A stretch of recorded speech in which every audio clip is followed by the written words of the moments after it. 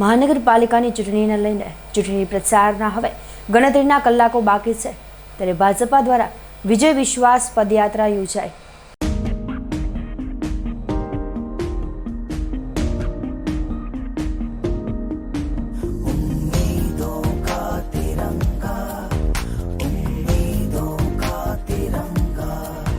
सबसे ऊंचा तिरंगा लहरा रहा है, चूम रहा है आसमां। इसकी थिरकन जैसे है कोई धुन नहीं, झूम रहा है सारा हिंदुस्तान। हर रग में बहता खून, हर दिल की धड़क छाएगा तिरंगा। अब हो गया, कांग्रेस को वोट दे। મહાનગરપાલિકાની ચૂંટણીને લઈને તમામ રાજકીય પક્ષો વિજય મેળવવા માટે એડી ચોટીનું જોર લગાવી રહ્યા છે ત્યારે ભારતીય જનતા પાર્ટી દ્વારા મતદારોને રીઝવવા માટે ભાવનગર શહેરના જશુનાથ સર્કલથી પદયાત્રાનું આયોજન કરવામાં આવ્યું હતું। આ પદયાત્રા જશુનાથ સર્કલથી શરૂ કરી મુખ્ય બજાર અને માર્ગો પર ફરી હતી, જ્યારે શહીદ સ્મારક ખાતે પદયાત્રાનું સમાપન કરવામાં આવ્યું હતું।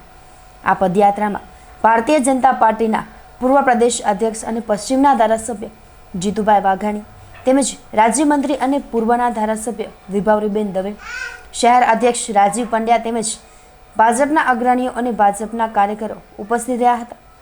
જોકે જે પ્રમાણે ભાજપની રેલીમાં મોટી સંખ્યામાં કાર્યકરો જોડાતા હોય છે તેવો માહોલ આ પદયાત્રામાં જોવા મળ્યો ન હતો। તેની સરખામણીએ ખૂબ જ નજીવા કાર્યકરો સાથે આ પદયાત્રા યોજાઈ હતી। કોર્પોરેશનની ચૂંટણીના પ્રચાર પડઘમ સાંજે 5 વાગે પૂરા થઈ રહ્યા છે ત્યારે મેઇન બજારમાં ભાવનગર ભાજપની પરંપરા રહી છે। સૌ આગેવાનો વોર્ડમાં કાર્યકર્તાઓના ઉમેદવારોએ પોતાના રાઉન્ડમાં હોય છે, છેલ્લો દિવસ છે ત્યારે આગેવાનો એ મહાનગરમાં મેઇન રોડ છે મહાત્મા ગાંધી રોડ, ત્યાં હંમેશા અપીલ કરતા હોય છે અને સૌ મુખ્ય કાર્યકર્તાઓ આજે અપીલ કરવા નીકળ્યા છીએ। ભારતીય જનતા પાર્ટીના તમામ ઉમેદવારો 52 ઉમેદવારોને પેનલ વાઇઝ 4 કમળને મત આપીને ભાવનગરની જનતા વિજયી બનાવશે।